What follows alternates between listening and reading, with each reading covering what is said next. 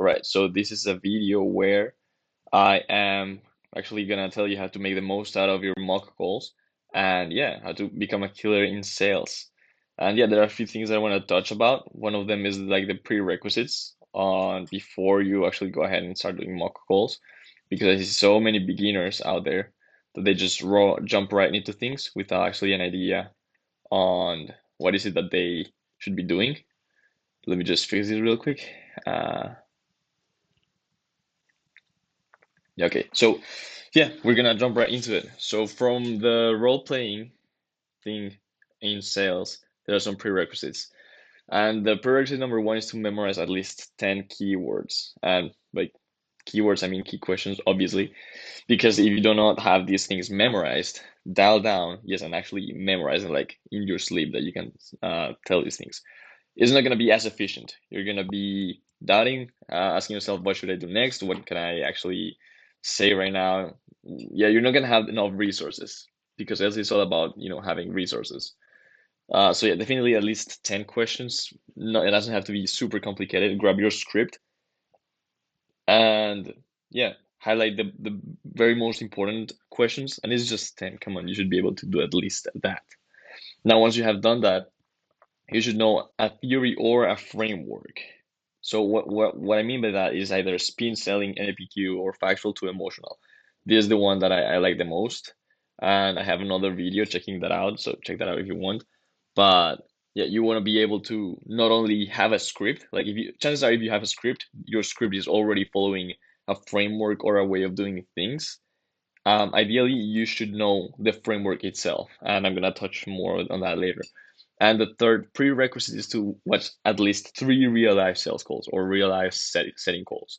That'll give you just a whole idea and yeah, know what is the actual sense and what is the actual direction that your closing calls should go. And yeah, I just see people that haven't done these things in the first place, so that will just make your mocking a lot more efficient. Now let's just jump right into how to make the role plays more effective. Number one, maybe a little bit controversial, but I will stand by this till I die. You gotta interrupt or microtrain. I like this term, microtrain. And by that I mean most of these roleplay calls go like this. You start mocking, you go on with your pitch, your everything, they answer, and at the end you either close the call or they set the date for the closing call, and that's it. And then at the very end, they give you this whole list of things that you could have done better, that you fucked up, or that you did well, all these things. And then what do you end up retaining? Nothing, because our brains are like monkeys. Well, like monkey brains, you know what I mean? So if you actually want to get the most out of the training, as soon as the person that you're mocking with does something wrong, you interrupt them and go like, bro, that's you can do better. Come on, repeat, and you drill, and that's the part where you drill. Same thing when if you're the person actually mocking, if you're the one on the spot selling right there and then, and you feel like you could have done this part a bit more smooth, a little bit better, or you completely fucked up, just say like, hey, wait, stop me here. I'm gonna go ahead and do it again because it's worth doing, it's worth drilling, and yeah, you'll have a better time and you'll get feedback immediately from the person. Ideally, even if you're both in the same level, doesn't matter. Just by doing it again and again, you're gonna have way more efficient mock calls. And I'm gonna stand on this principle always. Like, of course, you should also have the idea of how it feels to complete a whole mock call, but most of your mock calls should be completely interrupted as soon as you hit a step on the way, a rock on the way you go from, like, not the full beginning, but that section itself. Then use realistic and high pressure scenarios. And by scenarios, I mean, yeah, actual things that can happen, not just avatars, not just people. For example, well, if the person is actually too insistent to know the price, right? It's not just the avatar, just a little bit of a scenario.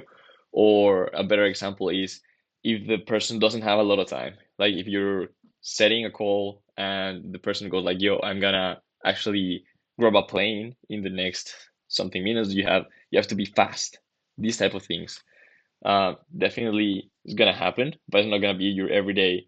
type of deal. But if you train those, that's gonna show when you land a job or in your confidence. So definitely always train harder than what it actually is.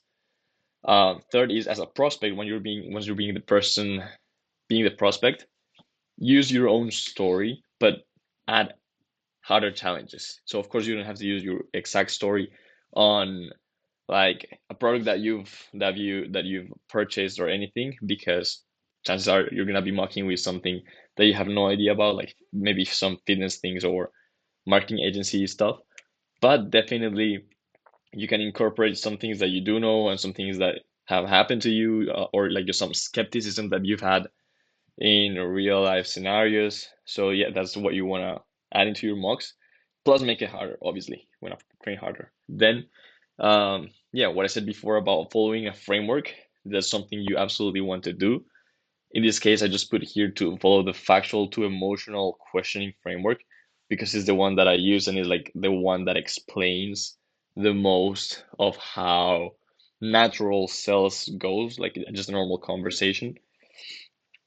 And it hits the emotional questioning pretty well. But you want to understand the framework, or where is it that it's happening beyond the script that you're using. Because if you're using a script, that's fine, and I actually do recommend following a script, but you're not gonna make the most out of that script, or you're not gonna be able to maybe free flow or yeah, do like some freestyle, if you don't understand the framework behind that script. Like if you don't ask this certain part, or if you skip something, then you're lost. You don't know what to do or how to, or you're just gonna have a mediocre call because you didn't touch on a certain point that the script told you to do. Unless you understand exactly what is happening behind the script, like what's the reason behind each section of the script or each question, then that's something that the framework tells you. And if you do not know what the framework of your script is, maybe ask ChatGPT, ask your coach, ask someone else, or maybe there's no framework in that script. Someone just pulled a bunch of questions in there, and if that's the case, chances are the script is not going to be that good.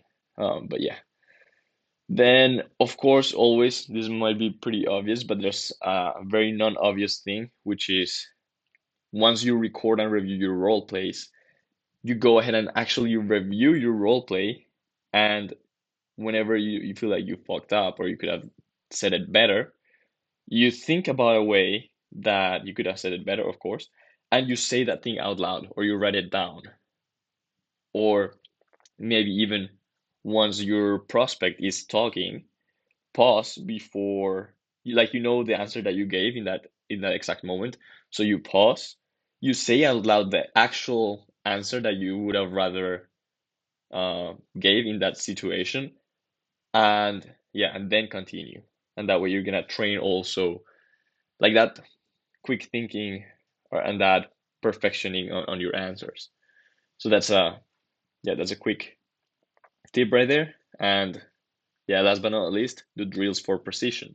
Most of the time, as I said, you are mocking or role playing the actual call, but there's a lot more into it. You can do a 30-minute drill, and I really like to do this a lot, which is giving each person 5 minutes to sell, right? And then, well, you can add at least 5 minutes to feedback or not. But essentially, that tells you that you have a certain amount of time limited, so you have a bit more pressure going on, and yeah, it's gonna teach you to be quick, to be precise, and to go to the point a lot faster and more efficient that you would normally do that. Um, yeah, what else? As a bonus thing that I also want to touch is just to train every fucking day, cause that's how you're actually gonna get better, and that's how you're actually gonna see the improvement happen, not just once a week or once a month. Maybe if you find someone that you really role play well with, you dial down with that person and you set a fixed hour on your day that you go ahead and meet and you role play with that person. Yeah, so if you want help with role play or finding these people, joining communities or anything sales related, you can hit me up on Instagram. It's in the description. And yeah, happy role playing. I guess I'll see you the next time. Bye.